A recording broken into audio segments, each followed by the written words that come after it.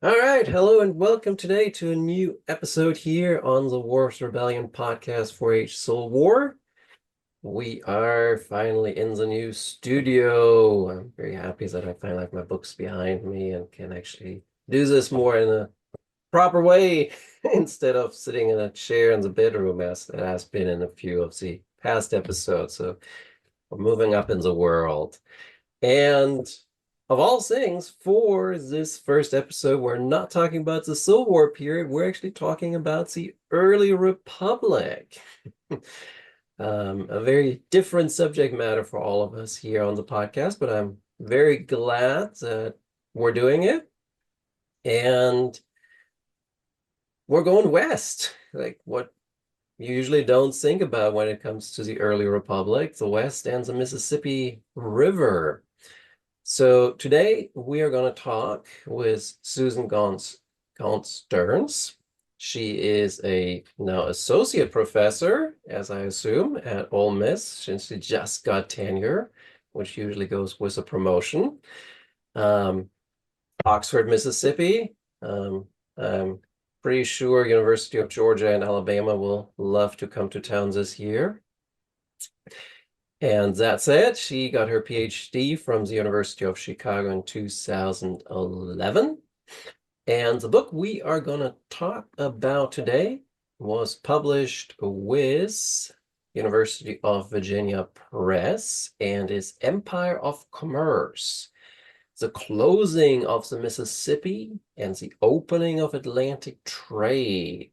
Came out in May of this year, 2024. So Susan, to start, I always like to ask my interviewees, how did this book come about? How did you get interested in the Mississippi River trade and like this like global politics that is associated with this time period? Well, thanks so much for the introduction. So this book grew out of my dissertation.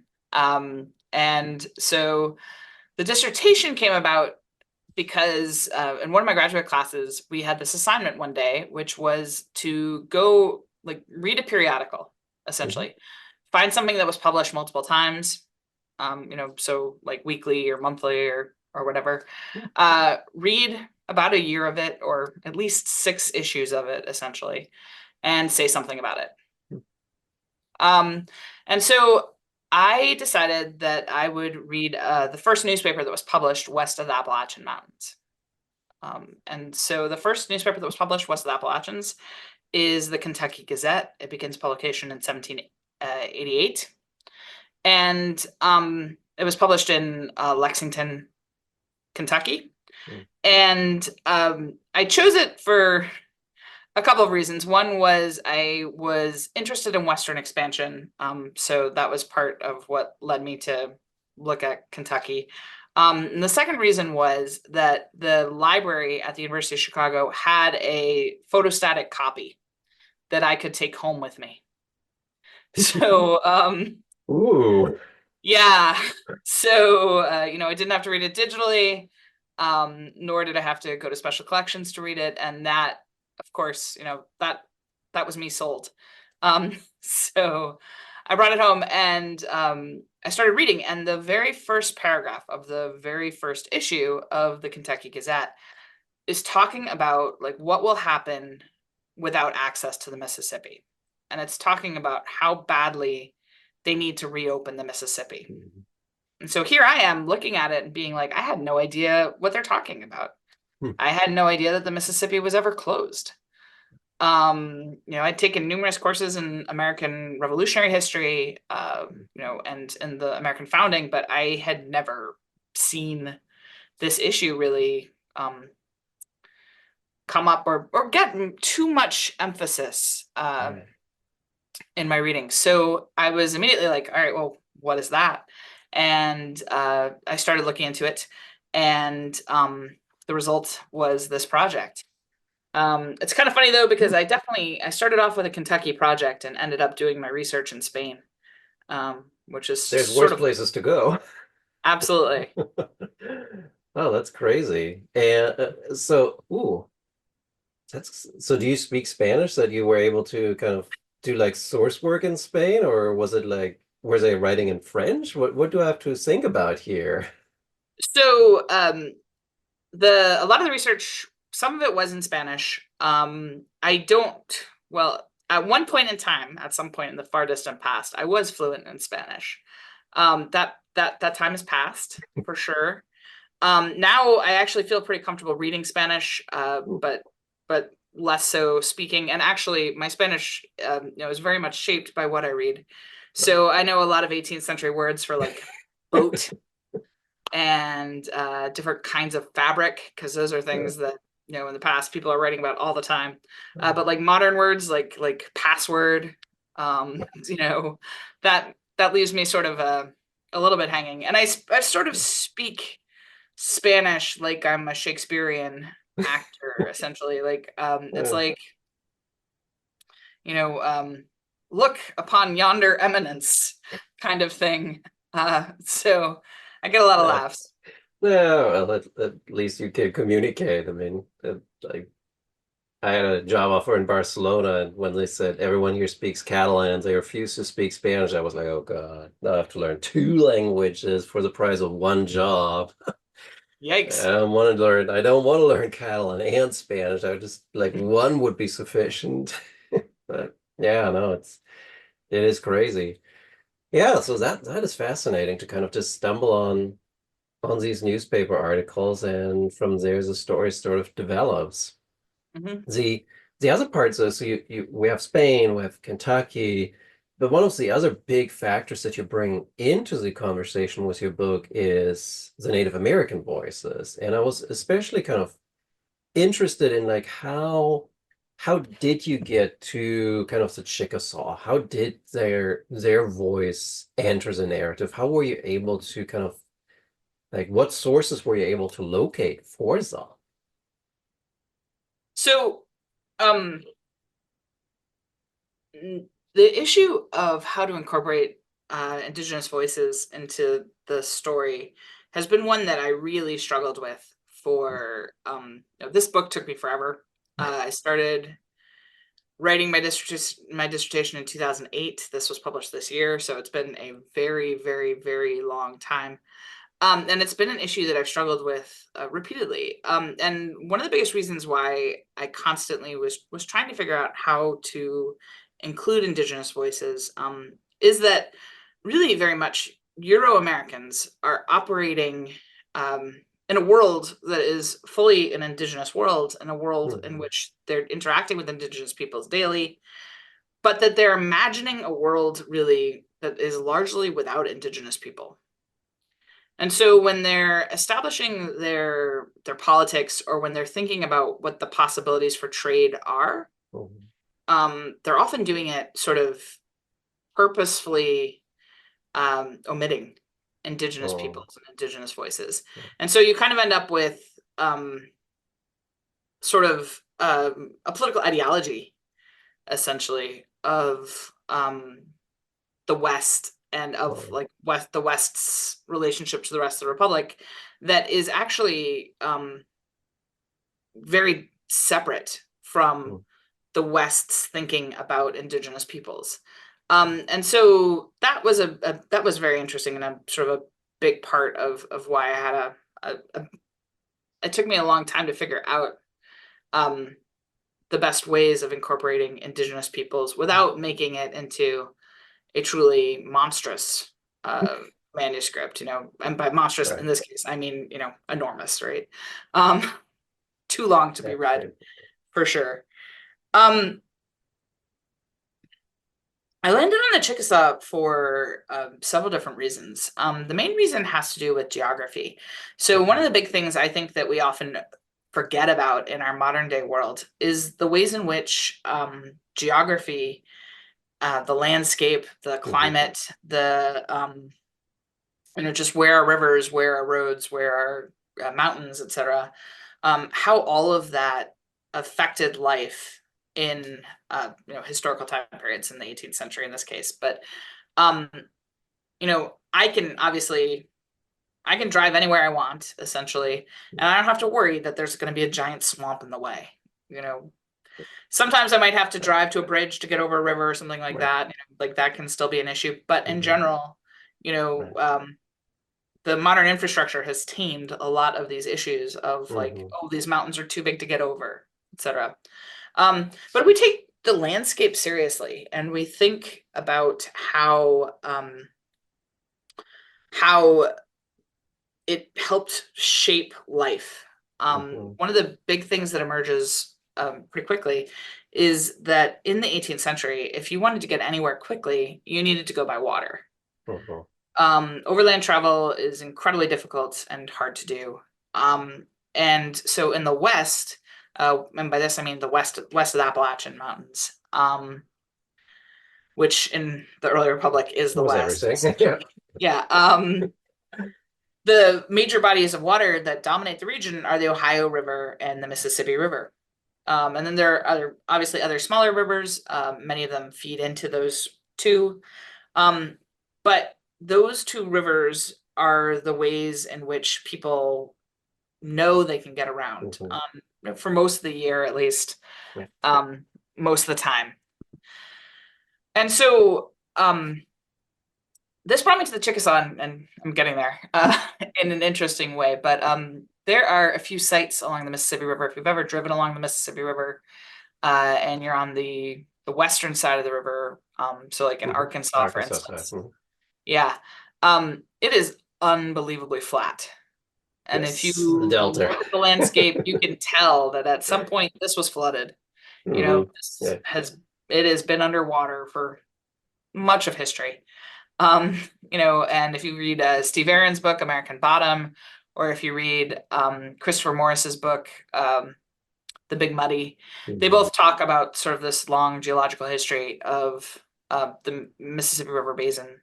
Um, and so what that means, though, is that there are a few points along the river that are highlands, right? So Mhm. strategic points where watercraft coming down the river are going to have to go past these points, and that they're going to have to, but that they offer people who control those points along the river the opportunity to sort of control traffic along the river.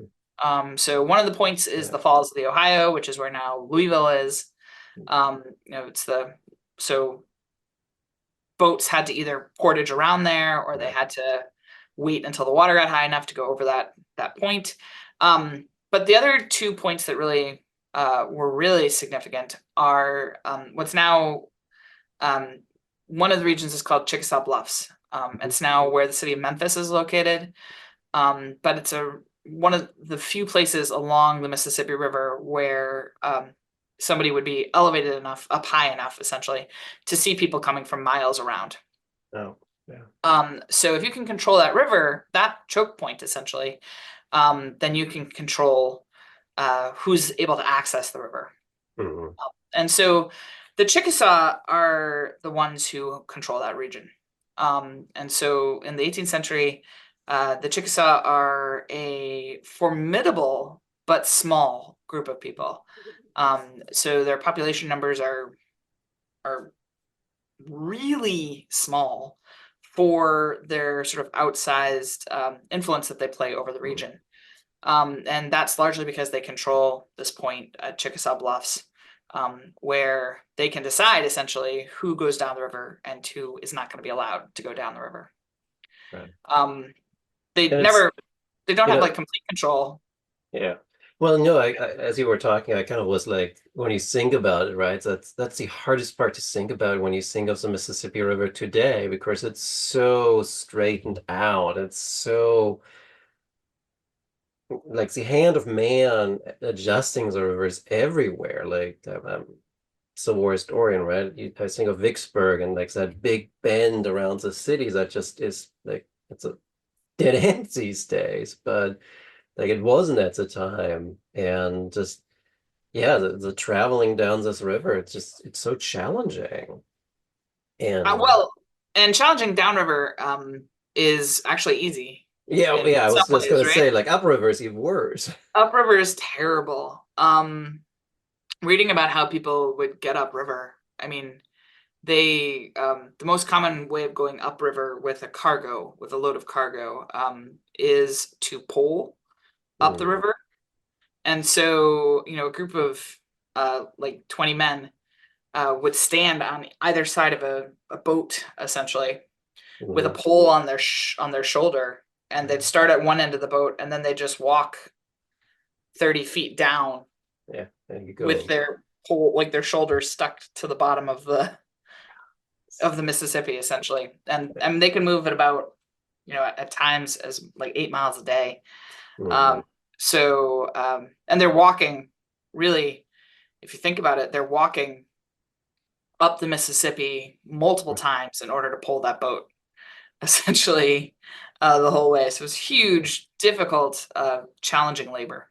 So Right, which is like I remember some of the early, I think it's mentioned in your book too, of like how you just when you get downriver to New Orleans, you just sell the boat and give it up and then take another boat around to get back up into the Ohio River Valley to get the next cargo and new boat because it wasn't economical to go upriver yet.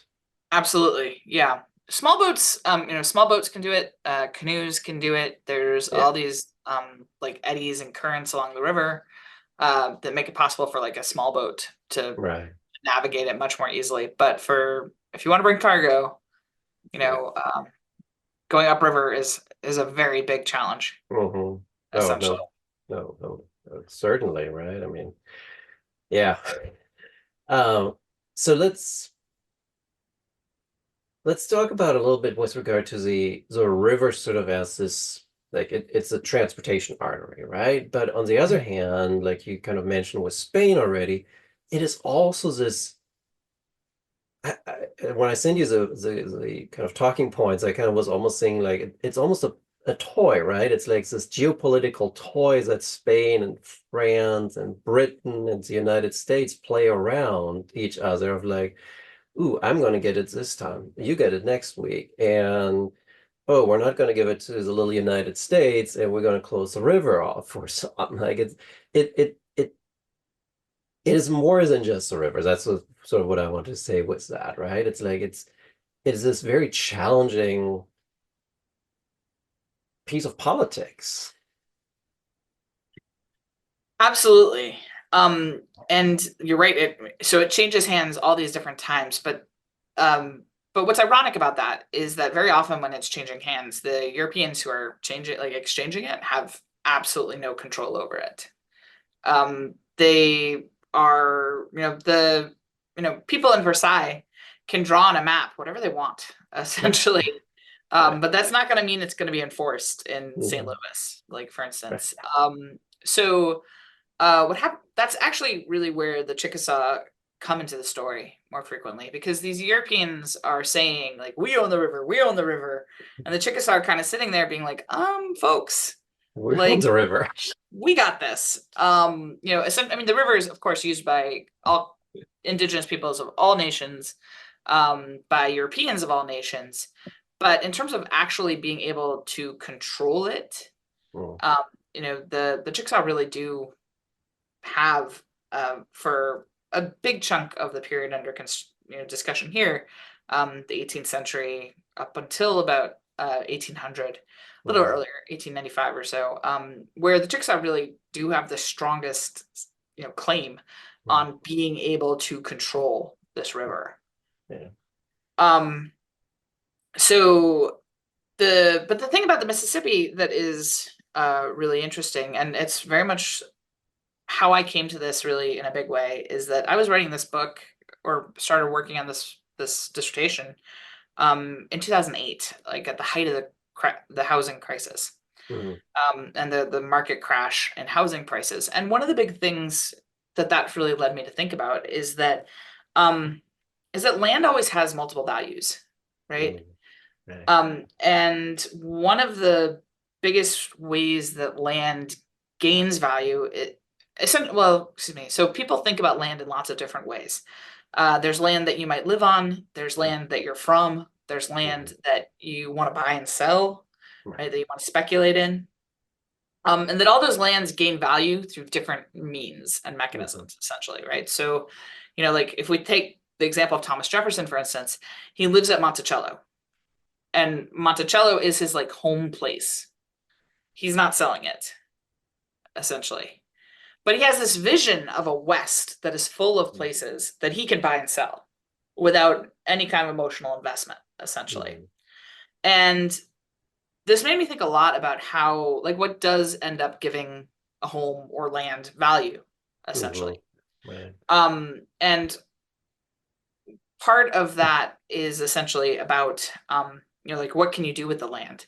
And so in the 18th century, when Europeans looked at land, a big part of what they saw in it is essentially future farms, right? Like places Right. that somebody else might turn into their version of Monticello, Yeah.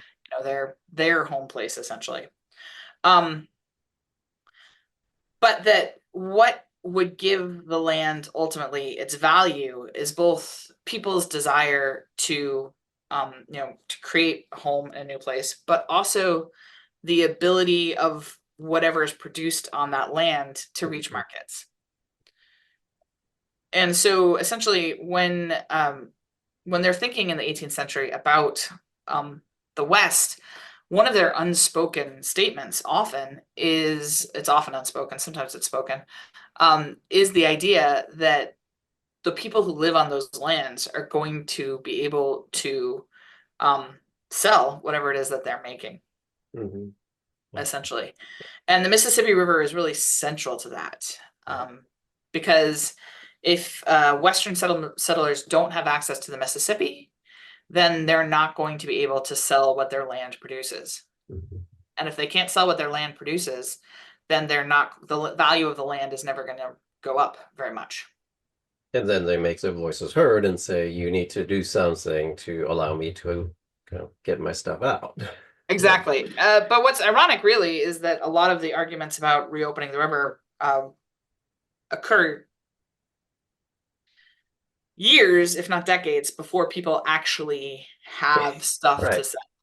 They're imagining, like I said, a future where they're going to be selling stuff down the Mississippi, and they're like, one day we'll sell, our wheat to China, and no, but that's when you think of it, that has often been how the United States got involved in various enterprises, right? Like diplomatic history courses always talk about late 19th century, that myth of the great China market, and how it's this endless billion people that want all these goods we have to offer, and it never really materialized. Actually, like opposites these days.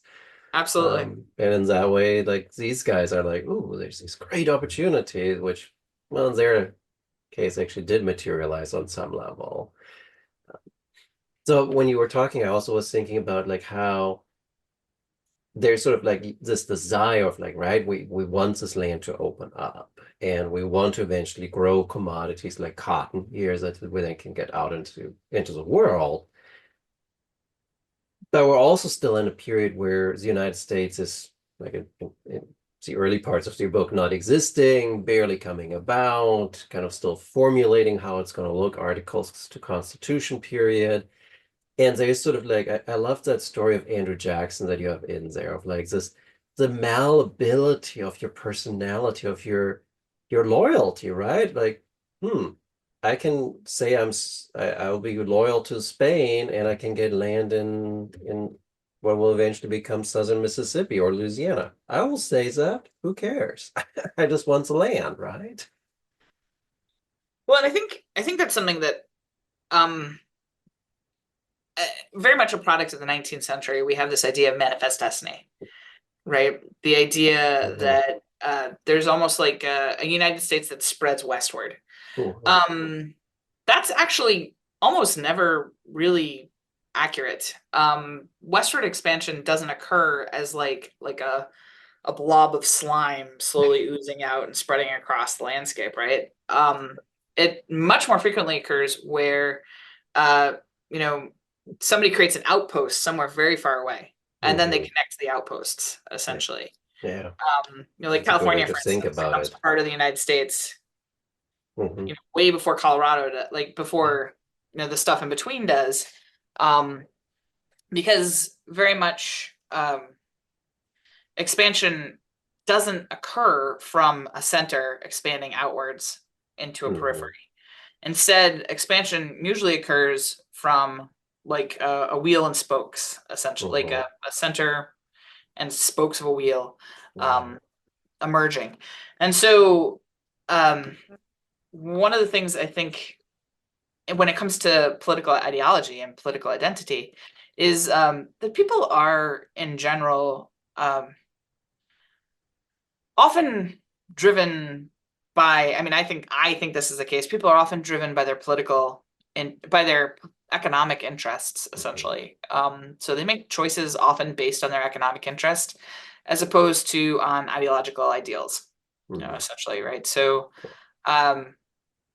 sort of that, yes, the American Revolution is about freedom, but the American Revolution is also about who's going to collect your taxes. Like they're, you know, they're, the people are, and always have been, pretty pragmatic in their operation, essentially, and in deciding who they're going to follow and what actions they're going to take. And so I think with in the 18th century, we have to really imagine a world in which there is no United States. There's no Americanness. Andrew Jackson, when he at the 1789, Andrew Jackson goes to Spanish Natchez and he swears allegiance to the crown of Spain. And you know, but the thing is, like, we have this image of Andrew Jackson as being like the guy in the $20 bill, you know, the seventh president of the United States. You know, Defender of New Orleans, right? Right, Defender of New Orleans. Absolutely. It would be hard to point to someone who like more embodies 19th century America than Andrew Jackson, or certainly parts of 19th century America. But in 1789, when he's doing this, you know, George Washington has been the president of the United States for like 2.5 weeks. You know, and actually, there's no way Andrew Jackson, sorry. I don't know what Johnson's up to, but Andrew Jackson. Probably not bored yet. I don't think so, yeah. But Andrew Jackson can't even know that. In the 18th century, in this time period, it takes about, you know, but it takes about 65 days to get from New York City to London. Yeah. Okay. And it takes about 95 days to get from Richmond to Lexington, Kentucky. 95 days. It's 3 months. It can, depending on how you're going. Oh boy. Essentially. You can do it faster, but don't bring your children or anything. But okay. Yeah, that's probably good advice for moving fast anyway. At all times. Yeah. But and 3 months is a long time, 8 weeks. But essentially, you know, it's it takes forever to get word out west, and for word to get back. And so, you know, Andrew Jackson is out there and he's swearing allegiance to the crown of Spain. He, you know, actually doesn't know what's happening back in New York. Moreover, in 1789, Andrew Jackson's a 22-year-old like lawyer, just like trying to figure out what he can do to make some money. You know, and he's looking out for his own best interest. Yeah, exactly. You know, and heck, you know, so when Andrew Jackson moves to the West, he moves as the Attorney General for sort of North Carolina's westernmost district. And the fact that they gave the Attorney Generalship of this westernmost district to a 22-year-old really tells you a lot about how many people want to move to this region at that time. Choices are limited. Yeah, exactly. You know, it's the West, the early Western settlement, especially in like what's now Tennessee, is incredibly violent. You know, I think like the first 3 attorney generals of Kentucky all died in war with indigenous peoples. Like, so for people who are moving out to this region, they're moving out there and they're looking for any entity that can really secure for them 3 things. 1 is safety. 2 is land. And they want somebody who's going to give them a clear title to land that they can then, you know, defend, inherit, you know, leave to their children, sell, all that stuff. Right. They're looking for that. And then the third thing is who can provide them with markets. Mm. And Europeans, Euro Americans are looking for those three things, and they're pretty willing to go with any government that can actually secure them for them. Mm.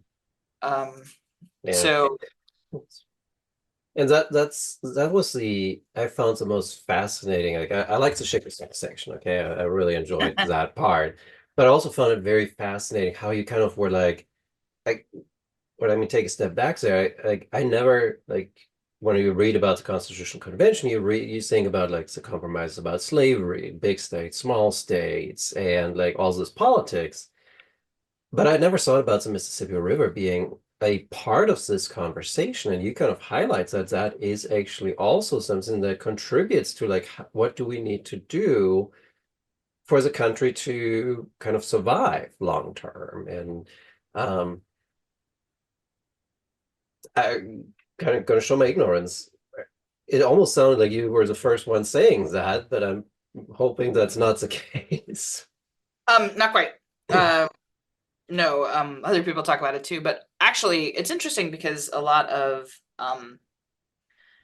the debates that matter in the 19th century, like over things like slavery, are not necessarily the debates that that spawned the writing of the Constitution, right? Mm-hmm. So, in our historiography, because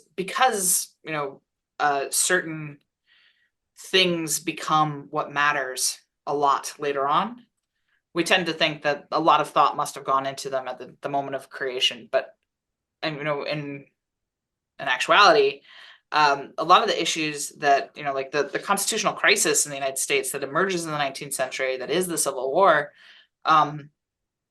is over a whole different set of issues than they're thinking might cause a crisis of union in the 18th century.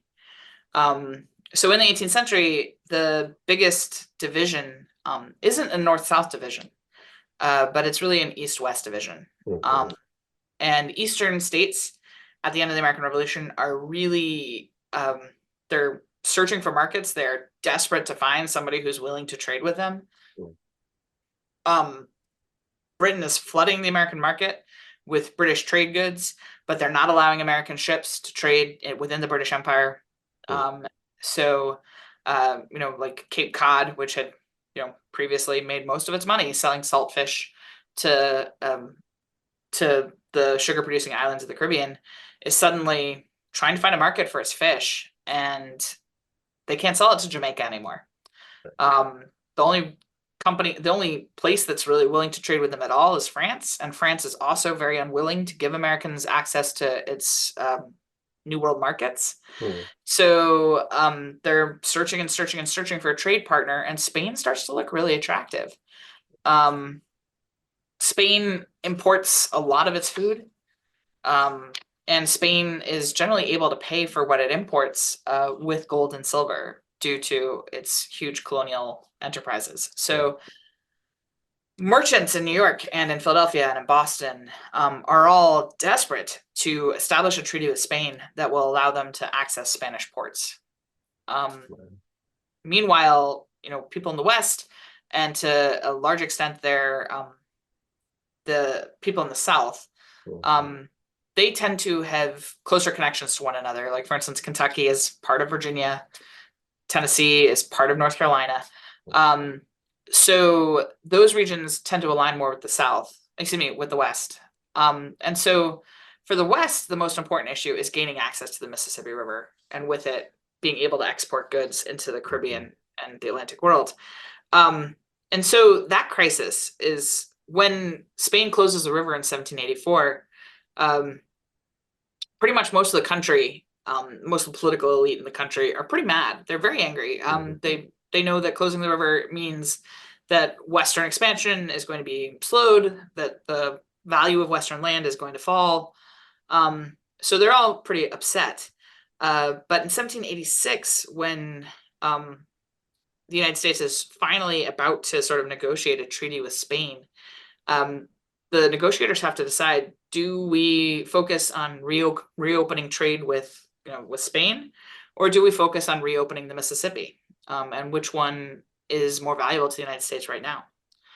And ultimately, Congress decides to go with reopening trade, and at the sacrifice, essentially, of the Mississippi and of claims to the Mississippi. And the reaction within Congress is immediate and furious. So, Yeah. It sees that, right? It's like it's a horse trade of like, oh, you sold us out to get the other saying, and we're really upset about that. absolutely. And you've got, like James Monroe is writing these infuriated letters back to James Madison back in Virginia, to Patrick Henry back in Virginia, being Mhm. like, "You won't believe what they did," and essentially, it makes the Yeah. West and the South certainly feel like they're not really fully part of the. Mhm. There are more northern states, and in this time period, actually, they don't call them northern states; they call them eastern states, Mm. essentially. Right. Um, and so, those eastern states are certainly acting in their own interests, but the question really becomes very, very early: what is the national interest? Mhm. Is it to have the river open? Is it to have trade with Spain? What is best for the nation? And that raises a lot of questions about what is the nation, essentially. And under the Articles of Confederation, nobody has any good answers. So, Well, even in this constitution, that's somewhat challenging, but and it's the situation, right? You're a young country, and you have these great powers that don't really consider you quite part of them. So it's like it is challenging. How do you bargain? What do you have to offer? Right? And like, we want everything, but we have very little yet to return in in that. So it's a hard situation. And it's fascinating when you were talking that like that east west north south and even like that triumvirate west north south sort of like there are still conversations sometimes that appear during the Civil War, like antebellum Civil War era of like, oh, maybe by cutting the Mississippi off from the west it will hamper their trade and they will join forces with the south. Of course, with railroads that's not really an option anymore, but it's interesting how long-lived some of these concepts that you're talking about are in the country at large, if you want. absolutely. I mean, Abraham Lincoln, of course, famously, traveled down the Mississippi a few times. Not to On kill a boat. vampires. My wife unpacked the Vampire Slayer book again. I was like, Oh, oh good my times. No, God. I haven't read that one. Um, I like watched the first hour of the movie on a flight one time. And got asked in the library when I checked out Lincoln books. I was like, "Do you think you want?" No, no, we're not even going to talk about that. yeah. Yeah, that craziness. Um, so that is an interesting concept because you do also have sort of like the question about separation in your book, and usually we kind of sing. I think the first time we really start thinking about it is sort of with the War of 1812, right? New England saying, no, we don't really like what these Westerners and Southerners got us into, and we might need to consider leaving the United States. But you hear over this trade question have actually people in the West debating like, maybe we should create something of our own or join forces with the Spanish to kind of get access to this trade. Like, is this like, I don't want to say like, are they that unloyal to the United States, but are they just that's trade centered that they're willing to go with whoever offers them the best trade deal? Well, I do think, I mean, I don't, it is a matter, I think, in many ways of loyalty, but I don't think that they actually, like, at this point, loyal to what, right? But yeah, that's a good point. If we're talking about 1786, really between 1786, well, 1784 and 1789, like, Mhm. there really is not much of a United States. Yeah. Like the federal government isn't really a thing. It's not really doing much. I didn't realize until I was, researching this book exactly how broke the US government was. I mean, at one point they're borrowing $16. Like $16. $16. They don't have $16 like in cash to use. Like so they are and for months and months and months at a time, Congress never meets. And it doesn't meet because there aren't enough representatives there to actually form a quorum. So like whenever there is a quorum present, they do these bursts, these giant bursts of energy and like get a bunch of stuff done. But you can read like page after page of the congressional record, and it's like, didn't meet, not enough people, essentially. Um, so, you know, if you're a Euro-American person living in Kentucky in that time period, there's no real federal government. It's not really doing much or anything, essentially. And so I think, during that time period too, if I asked you who was president of the United States in 1787, they would know. Yeah, well, I mean, what would it mean? I guess president of Congress at that point, but the Congress is hampered by all these restrictions, and by the refusal of many of the states to cooperate with one another. And so you end up with like they really are sitting out there like it's not really a question so much for them of whether they should even be loyal. Like I think it would matter more to be loyal to Virginia, for instance, than it would to be loyal to the United States, essentially. So yeah, but at the same time, they're willing to kind of join hands with an imperial rival to kind of get that trade access, right? They are, and at different times, certain individuals are floating idea. The big one being James Wilkinson. Yeah, I love that guy. He deserves his own HBO miniseries. Is that the same? Like, wasn't there a Wilkinson too that dealt with like Jefferson? Like, got really mad at him. Yeah. So, James Wilkinson, General James Wilkinson is a fascinating guy. He during the American Civil Revolution, he was court-martialed twice. For his behavior. He tried to he basically was part of a cabal to get George Washington demoted, essentially, and that didn't work, obviously. Also not in Hamilton. Right, exactly. But then later on, when Aaron Burr is trying in 1807, when Aaron Burr goes to the West and is talking about trying to create a separate republic in the West, it's James Wilkinson he goes to. But at the same time, for him, it never died. Like he always had that kind of conspiracy idea in him. Well, I think Wilkinson. I mean, there's a book by Andrew Linklater called "An Artist in Treason," and it's about James Wilkinson, and I think it's a great title, and it's really very, very true about who James Wilkinson was. I think James Wilkinson in particular is like one of those, in the modern era would be diagnosed with some sort of his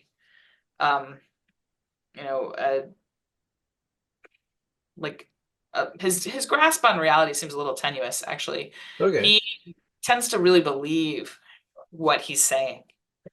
So he would fit in really well with the Republican Party today. Not gonna weigh in on that. I can't as an outsider from another continent. He is absolutely crazy. He fully commits to everything that he's saying, essentially. So, but at the same time too, right, that the James Wilkinson, so Wilkinson, it goes down to Spanish New Orleans and he offers to Spain. He says, "Hey, Spanish officials, I am really important in Kentucky. I can go back to Kentucky and I'm going to convince my neighbors that we should separate from the United States and become part of Spain." And that's what he says initially. And the Spanish officials had actually been looking for somebody back in Kentucky who could help them cultivate a relationship with Kentucky, possibly separate the region from the rest of the United States. And so they see Wilkinson. They're like, "Hey, this guy's perfect. Let's hire him. Let's So they start paying James Wilkinson, and he becomes an agent of Spain, essentially, and receives an annual pension from Spain for several years. But while he's still in the pay of Spain,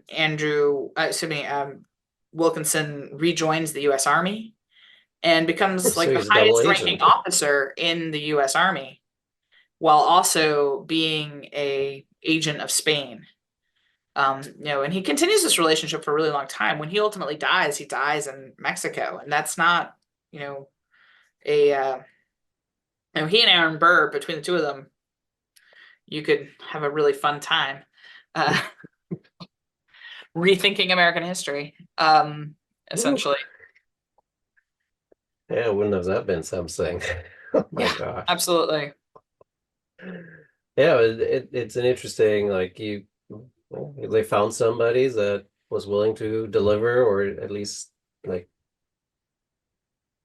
say what they wanted to hear, and like crazy enough Absolutely. to commit. Like, Well, and I think honestly, if Spain had not been Catholic, then the mm, chances of Westerners actually joining the Spanish Empire would have been much, mm, much higher. I think wow. the fact that it was a monarchy that bothered them, they would prefer a republic. But the fact that it was Catholic, I think, actually probably was the biggest Hmm, barrier okay. to them actually deciding to like unite with Spain. And so pretty quickly, Wilkinson drops the idea of Kentucky becoming a like actual colony of Spain, Oh, but instead maybe an independent entity that will ally with Spain. mm, Um, as a essentially, that makes things proxy.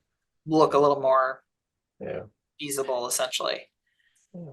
But ultimately, the what changes things and what makes the West stop considering like seceding really um, is a few different things. One, the writing of the Constitution Mhm, means that the United States government actually sends federal troops to the West, mhm, and that makes a big difference.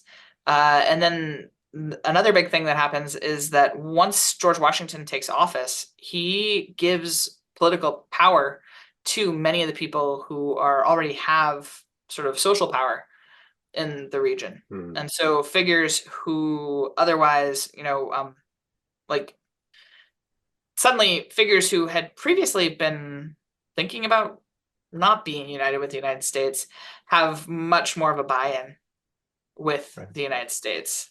So like sort of You, co-opting the leadership. yeah, he buys some, Yeah, exactly. give you an office, and you Right. don't Well, and I pursue mean, any like, other ambitions. I don't know what George Washington, I mean, George Washington is like sitting in, New York being like, well, we Yeah. need a postmaster in, you know, in Right. Danville, Kentucky. Who do you know? Yeah. Like, so so a lot of people end up in positions of greater authority. Yeah. And Of that's course. part of what leads to the West not seceding. Yeah. Well, that makes sense. That's it is that sort of challenging aspect there. And what I was thinking about here, how about so we do eventually have the treaty with Spain, and the United States gets the ability to trade through New Orleans, even though it's not part of the United States. Does that, like, kind of first thing here, does that ease some of the concerns among Westerners that they kind of are like, ooh, maybe we can figure out a way to get through that Spanish part and then trade with the rest of the world? Yeah. So in 1796, essentially, it's debated in 1795. It goes into action in 1796, but late in the year. And given the realities of trade, it's really 1797 before Pinckney's Hmm. Treaty starts to sort of operate in the West. And so Pinckney's Treaty is finally that treaty with Spain that everybody had been waiting for. And it sets up two big things. It expands the boundaries of the United States And the United States is now going to stretch down to what's now sort of the northern border of Florida, now modern day Florida, essentially. Spain is withdrawing its claims to that region, sort of between modern day Florida and sort of southern Tennessee, essentially. So Mississippi and Alabama mostly. And Spain withdraws its claim, and also, as you said, it gives Americans the right to transship their goods through New Orleans. So Americans are going to be able to bring goods to New Orleans and have American ships come and take them out. And while it does create a big change, it's hugely celebrated in amongst Euro Americans in the West. The people in Kentucky throw giant parades. Ooh, it's a party. Yeah, they're thrilled. It's definitely, it becomes clear fairly quickly that this idea of transshipment is problematic, for sure. The biggest issues, so with the transshipment, it means that if an American good arrives in New Orleans and an American ship comes and exports it, then there's no taxes that need to be paid. Okay. But if an American brings a good to New Orleans and then sells it to somebody who lives in New Orleans, then taxes do need to be paid on that same good. But now it's an import. Now it's an import. And if that second person subsequently exports it, now it's an export. Now it's an export, and it needs to pay a new tax, essentially. So you create a really an opportunity essentially for everybody to cheat. Like the smuggling opportunities here are pretty gigantic. But it also, I mean, the reality of it is, once more, if we go back to geography,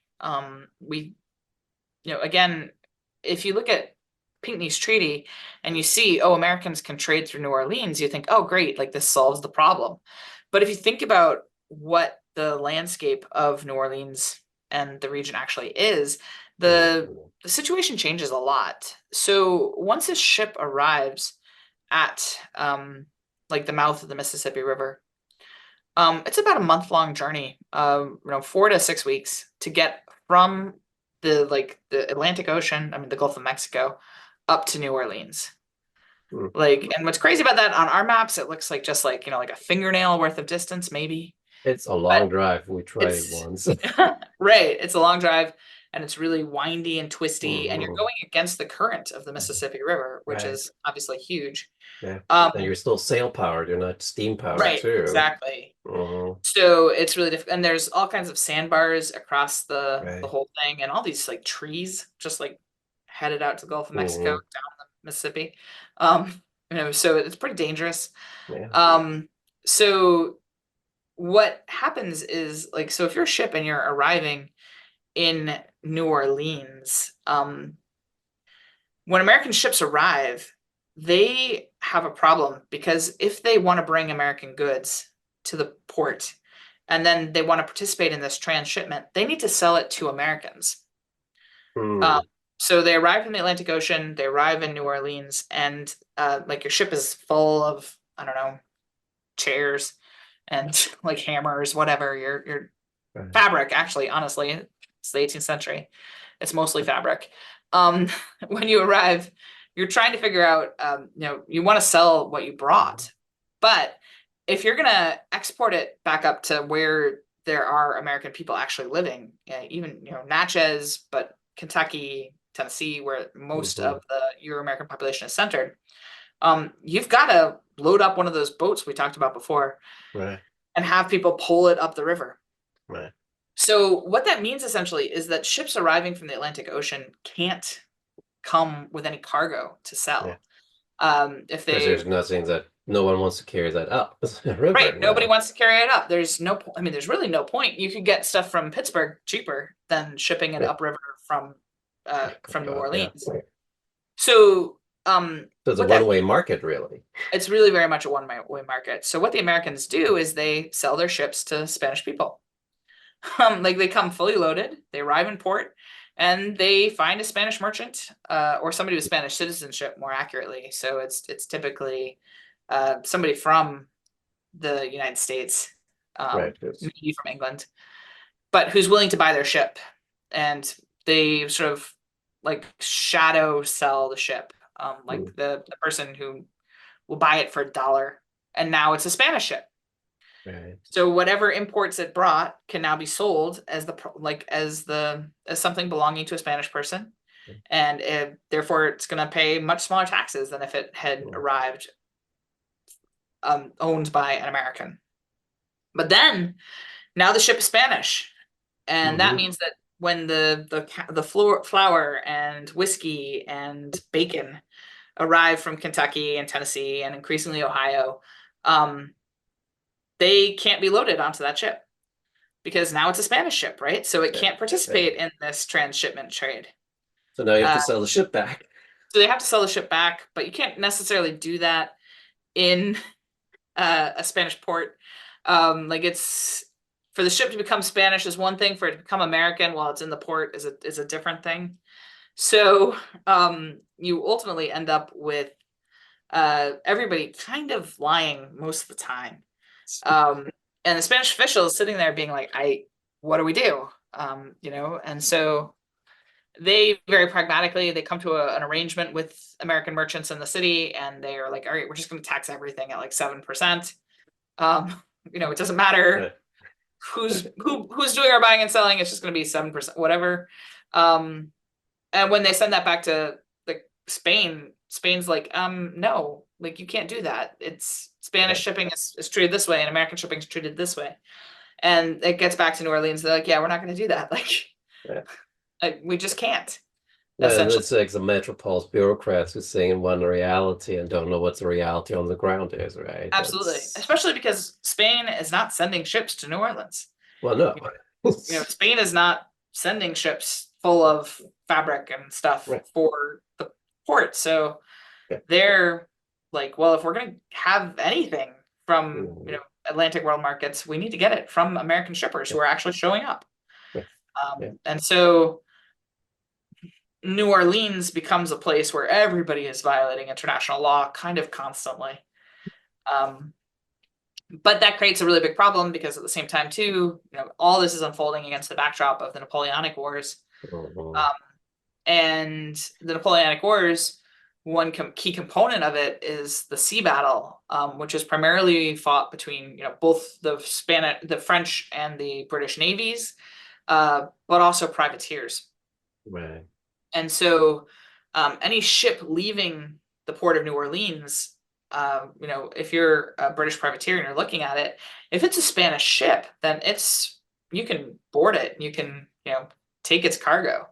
If it's an American ship, it's supposed to be neutral, but how are you supposed to know? Right. Like, I The- very few people would know which nation a certain ship belonged to. Right. So, Right. No, well, it sort of reminds me of like one of my first when I went to the podcast, one of the first people I interviewed was Karen Bell was there her Creole New Orleans book. mhm. And it's like exactly that time period that she's looking at too, of like all these individuals from Haiti through Jamaica or Cuba coming by smuggling with pirates into the New Orleans region, and like this like it is this like everyone is coming and like no one really knows what's happening. And it's just yeah, I God, I feel sorry for the Spanish officials in town. Yeah, they're in a really challenging situation. I mean, there are almost no Spanish people in the Yeah, it's all regions. French. It's many French people, it's many newly arrived Euro Americans, it's Yeah. people who fled the American Revolution, indigenous peoples, and here's Spain trying to manage all of this, and you know, they're they really can't. I mean, it's not really a situation. It's a situation where you know um there's no incentive really for Mhm. anybody to actually follow the law. No. So, nobody's going to, Well, essentially. it's like we always forget sort of too, right? It's like it's not just that their support of New Orleans, but it's also all of Louisiana that Spain now has too. Like there's the entire Missouri drainage that they have to deal with now, and Well, theoretically, but they're not really. I well, mean, yeah, not of so much. course, right? Like you have to They pick your could. battles. Yeah. Well, and I think too, one of the interesting things that happens with in New Orleans though, and why in many ways, a situation where everybody's cheating kind of works to everybody's advantage, sort of, to That's true. Yeah. some extent. But what ends up happening is there are these moments where, for some reason, the Spanish government cracks down Mm. on, an Then individual everyone ship, gets upset. right, or on an individual like who's importing goods from downriver, like from Kentucky or Tennessee, and is Mhm. arriving in New Orleans, and everybody gets mad. Yeah. Um, and it's those moments where, one person ends up with their entire cargo confiscated. Where Spain is asserting its control over the river because it, Mhm. it does have some actually pretty significant control over the port of New Orleans, Right. um, over access to it at least. Um, Not so much trade within it, but access to it, yes. And so when Spain asserts that, that really, really bothers uh, Americans Oh, I can who are imagine. engaged in this trade. And the whole thing ramps up, and anger and frustration gets sort of put on steroids when um, cotton really comes into the picture. Mm. Yeah. So in 1796, the United States acquires Natchez, Yeah. essentially. And in 1795, the same year that Pinckney's Treaty is actually signed initially, that's the same year that Natchez first plants any cotton. Right. And now it booms, and And it explodes. They go from planting like 10,000 pounds of cotton in 1795 to planting 4 million pounds of cotton in 1800. So it's a mind-boggling shift in trade right. that's occurring at this time period. Yeah. And cotton really heightens everybody's sort of worries over the Mhm. who's going to control the Mississippi, because cotton occupies a really unique place within global markets, right? So, you know, England can grow its own grain, but it cannot produce its own cotton. No. So you've got like what seems often to be like a nearly insatiable British market for cotton. And a real opportunity for American merchants who, since the American Revolution, have really, really struggled to figure out how do you Mm. balance American trade, like American imports of British goods, Yeah. What with do you offer in return, right? right, what do you offer in return? And here's this crop, Yeah. cotton, that offers the possibility of actually, offsetting that. Yeah. And so the addition of cotton to this whole story, that I started off with about land, really just shifts Cool. the goalpost essentially. Right. And people who really couldn't care less about whether Kentucky becomes part of the Union, like if Ohio separated, they would not be upset. When we're talking about cotton and we're talking about Natchez, they're like, oh no, we have to get this cotton to Yeah. market. Yeah. Um, and so you end up with a much much more interested Eastern Seaboard Mhm. once that becomes part of the picture, Well, the essentially. value also increases, right? Of like if you Absolutely. like here's some pelts or here's some barrels of whiskey or some bags of flour coming down the Mississippi, they don't bring the money that millions of bales of cotton bring. So it's a whole new conversation all of a sudden. But I'm glad you bring up Natchez because I also wanted to briefly at least touch on the what you call the Chickasaw Natchez trace. And like it seemed like, I mean, that's the one thing everyone thinks of, right? Like of course it's a national park and like it's still there Mhm. and you can drive it, and but it seemed like a very short-lived thing because once steam power comes about, it sort of falls to the side. It's not that important anymore. Yeah. So actually, sorry, childcare emergency. Uh-oh. But a We're sad thing almost as a done. result. Promise, almost Okay. done. Um, we're the kids are already back in school here, so Oh it's yeah. yeah. Um, so the Natchez Trace, or the Chickasaw Trace, or the Nashville Road, or the Natchez Road, it all depends on who you're You're talking talking to, about, yeah. what direction people are going. But essentially, it's a road. And Mhm. it's actually that is glorifying it. Um, I was going to ask, it's what do I have to imagine now when you say road? it's a path Okay. essentially, and it's sort of Grass, mud, dirt. yeah. So basically, and it's not even that even at different times. So basic for centuries, there's been this sort of trade route Mhm, that connected the Natchez people with the Chickasaw people, for instance, the ancestors of the Chickasaw people, mhm. that had connected them. And it's this road that runs along sort of a little bit of a high ground, essentially, Okay. between two waterways. Mhm. So water on one side of it is sort of flows into the Tombigbee River, um, and then down into the the Mobile River, Mhm. ultimately, essentially, and it'll end up over there on one side, and on the other side, water that gets into it is going to flow downwards into the Mississippi, essentially. So you're either going to New Orleans or you're going to Mobile, essentially, if you're a drop of water. But if you're a person, what that creates is a place that isn't as swampy as many other places are Oh. in in this region of the world. Um, so it's it had been like a deer path, it had been a trading path, Mm. but it became once your Americans have access to New Orleans, it becomes a whole different thing.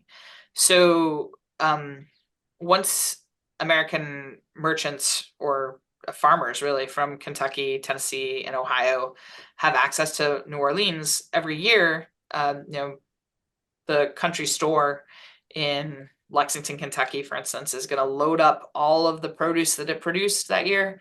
They're going to hire a bunch of local boys who are super excited to leave town because they've never been anywhere with more than like 3,000 people, or not even like Yeah. 400 people. Yeah. Uh, young Abraham Lincoln is one of these guys. And they come down the Ohio River on a boat loaded with this produce, and then they keep floating down the Mississippi to New Yeah. Orleans. And once they arrive in New Orleans, they sell their goods to a person who is going to deal with international markets, essentially. Mhm. And they're going to load up with cash. They're going to get all the money that they've earned essentially this year. So they're bringing back their family's income essentially for often several years, actually, um, worth of labor. And so they're getting it paid in cash, like in gold and silver coins, sometimes, often in bills. Um, some of it is like promissory notes, essentially. Mhm. Um, but they're getting paid in that, and they have to then get that stuff back to their farms back in Kentucky, back in Ohio. So they've got to get home somehow. And we've already talked about how hard it is to go back up the Mississippi. Mhm. So what they decide to do, or what most people end up doing, is walking. Yeah.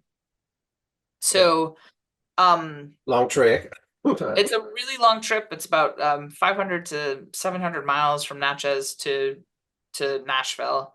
Um, 700 is excessive. It's not 700. It's like 550. It's a little tough to say with like the modern Natchez Trace goes over, like the national park goes over parts of the original, but it doesn't quite align with the actual Mhm. route. Um, and so they have to walk back to Nashville and then on to their homes in Kentucky or Ohio. So even further than that, Gosh, so there's 550 miles. 2 months Um, on walking. and so they're walking with the thing about it is that it's seasonal. So Mm. throughout most of the year, this path is used by indigenous peoples. It's used by like missionaries Mhm. moving south into the Mhm. region. But for several months of the year, it's pretty much entirely these Kentucky, Ohio, and Tennessee farm boys walking back home with the money that their families have earned for the last several years, like strapped to their bodies, essentially, and saddlebags on their horses. Like Mm. you see a lot of people like sewing it into their underwear, Right. essentially. But I was going to say there's probably some thefts that will go on as oh well, yeah, that some of them absolutely. lose it and Yeah, and the road that they take is the Natchez Trace. And they take the Natchez Trace for many reasons, but one of the biggest ones is that they're traveling through indigenous territory. mm, To get from Natchez uh, to Nashville, they needed to walk through first Choctaw and then Chickasaw. Oh my gosh. Okay, let me try that again. we're almost done. First Choctaw and then Chickasaw territory. Yeah. And so if they're on the trace, they are in a much more protected position Hmm. than if they're not. And it Essentially. sounded like the Chickasaw almost made like a business out of caring for travelers along the trace. And the Chickasaw do exactly that. Chickasaw insist when the United States comes to them and say, hey, we want to build a road that goes through Chickasaw territory. The Chickasaw say, okay, you can build a road, but we're the only ones who are going to be allowed to build like inns or taverns Hmm. or stores to supply the people going on this road. And so what this does when is that essentially the Chickasaw siphon off part of that cash Hmm. that's going back to Kentucky and Tennessee. Yeah. And for mostly it's the Chickasaw elite who are going to benefit from this hugely, especially the Colbert family, who are going to establish ferries and control again many choke points along the trail. Hmm. Essentially, they're going to profit from this hugely. And so, but overall, one of the big things it does is it gives the Chickasaw a little bit of power in its Hmm. negotiations with the United States, because this route is so important to Kentucky and Tennessee and Ohio. That if the Chickasaw shut it down, and they don't even have to like completely shut it down, if they just make it dangerous enough, Right. that that will be very disruptive, essentially. Hmm. Right. It's in everybody's best interest to cooperate on this. If the Chickasaw demands that you pay $6 to get across this ferry, You then pay. you pay, essentially, right? Yeah. So um, Hmm.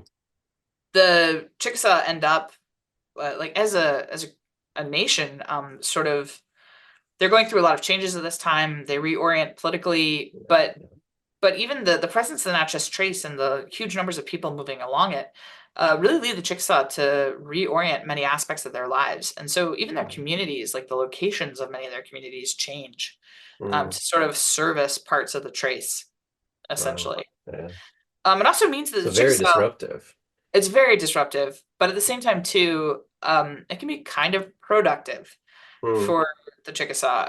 They have access to cash that isn't from the federal government, Hmm. um, Yeah. which gives them the ability to invest mostly in like infrastructure things, mainly like cotton gins, for instance, in a way that other indigenous nations, you know, don't in the same way, or where ownership is vested in Chickasaw hands as opposed to in Euro American hands. And so it does mean that the Chickasaw um, become sort of a better capitalized, essentially, Hmm.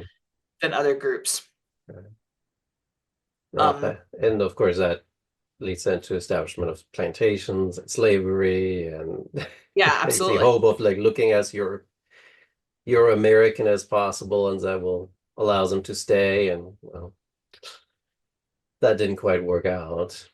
No, absolutely not. But it does mean too. I mean, the Chickasaw had a terrible but distinctive experience with Western removal. Um, Hmm. it looks very different if you look at Chickasaw removal versus say Cherokee removal. They're very different stories, and Hmm. in part, you know, the the origins of those different trajectories lie in this difference in their relationship with the federal government that Hmm. emerges in the 1790s, Well, 1800s, essentially.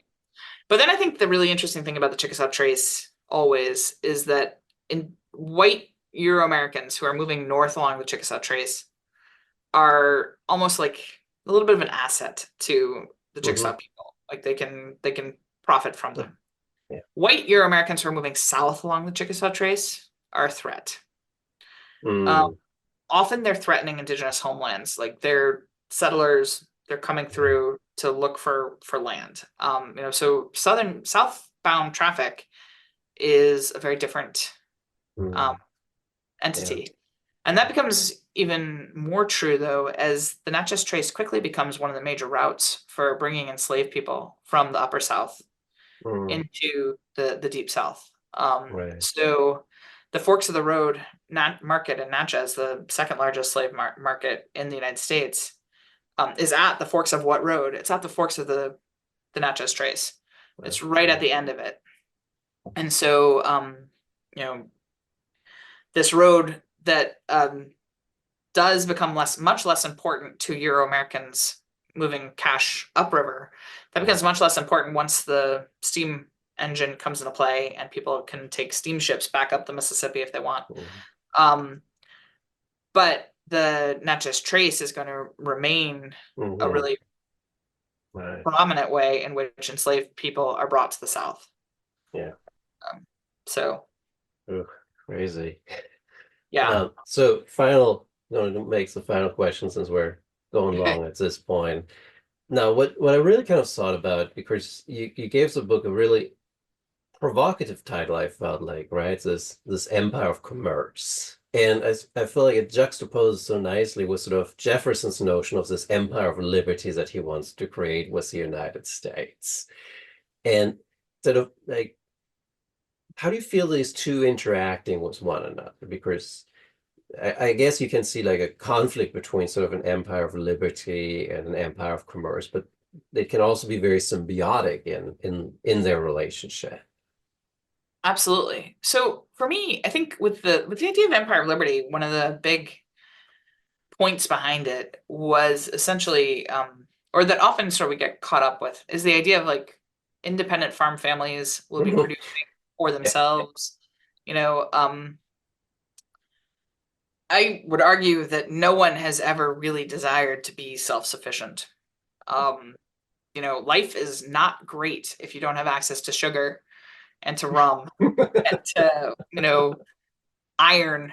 And none of those things you're making for yourself, essentially, in Ohio or, Indiana, right? So we have this idea of these like independent farm families that are going to be self-sufficient, but reality is self-sufficiency is not desirable in the first place, but also not really possible. One of the truest things about land in the American experience is the federal government or state governments almost always insist that land get paid for. And land is going to have to be paid for somehow. And almost nobody has the cash in hand to buy land in advance, right? Like to like, even today, right? If you wanted to buy land, you'd need a mortgage, right? Or three. And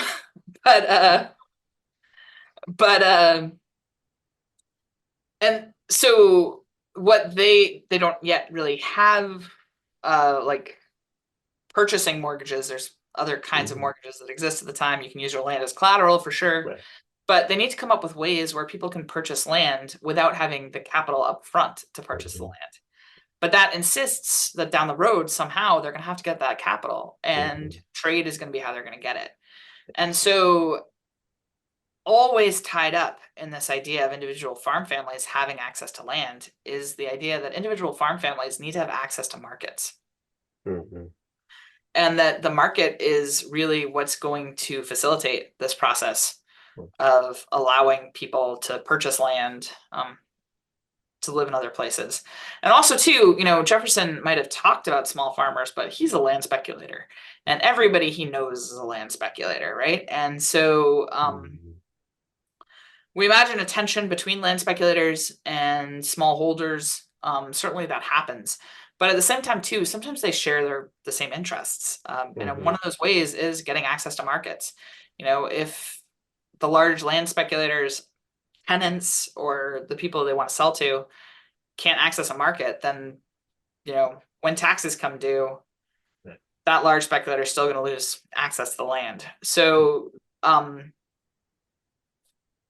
me, this empire of commerce idea is really taking seriously this fact that land has to get paid for, and that it is a commodity essentially, and so we have to take that into consideration. I mean, for me, the second thing too, was something that sort of, in some ways, I imagined myself as part of the new history of capitalism folks. And one of the things I think happens a lot is that in a lot of those books, the West gets left out of the story. A lot of them focus on like coastal cities, on things that happen in major ports, usually, essentially. But at the same time, the nation at this time is well over 90% agricultural. So including agriculture in that story as much as possible, I think is really important, because it's still such a huge component of the economy. And I think land is really at the core of thinking about that, essentially. So that's there where you go. The West matters. Exactly. The West matters. Woohoo!